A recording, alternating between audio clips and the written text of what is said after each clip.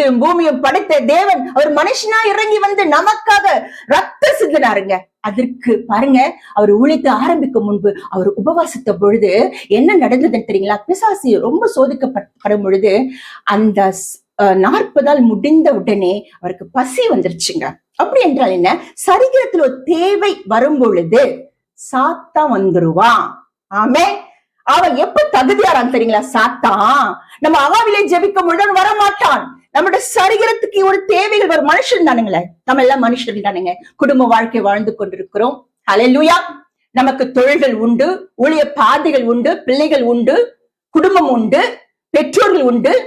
அப்போ சரீர தேவைகள் அநேகம் உண்டு. இதை கேட்டுக்கொண்டிருக்க தேவஜனமே, சரீர தேவை வந்த உடனே சாத்தான் நம்மிடத்தில் பேச அவன் தகுதி பெறுகிறான். அதெல்லாம் நீங்க பயப்படாதீங்க. அதுதான் ஏசப்பா சொல்லி கொடுத்திருக்கிறாரு.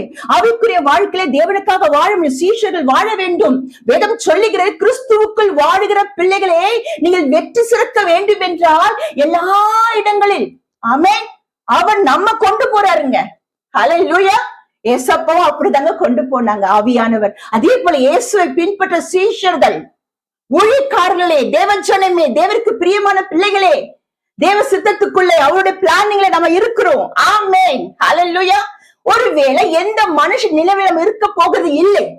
ஏனென்றால் எல்லா கதவுகள் அடைக்கப்படும் பொழுது பரலோக கதவு திறக்குங்க. அப்படி நீங்க நினைச்சு கொள்ளுங்க, நான் தேவ சித்தத்துல இருக்கிறேன், அவருடைய பிளானிங்ல இருக்கிறேன். ஆமென். ஹல்லேலூயா.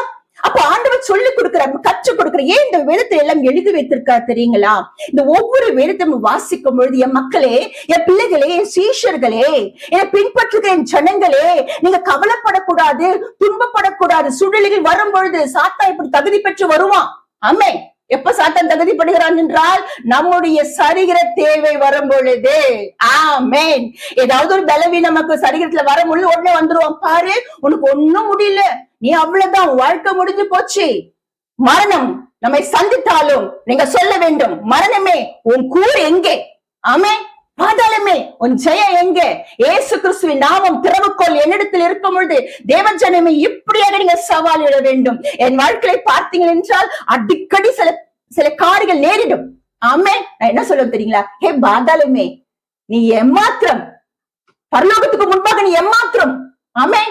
நான் தேவ சபை இப்படியாக இருக்கிற. அப்போ ஆண்டவர் இந்த வேதத்துல எழுதி வைத்த ஒவ்வொரு சம்பவத்தை நீங்க சற்று தியானிக்க வேண்டும். அப்ப பாருங்க, சாத்தான் வந்து இயேசுப்பாட்ட பேசுறான். அப்போது சோதனைக்காரன் அவரிடத்தில் வந்து, அவன் பேர் என்னங்க? சோதனைக்காரன். உங்க வாழ்க்கையில சோதனைக்காரன் வர்றானா? உங்களோட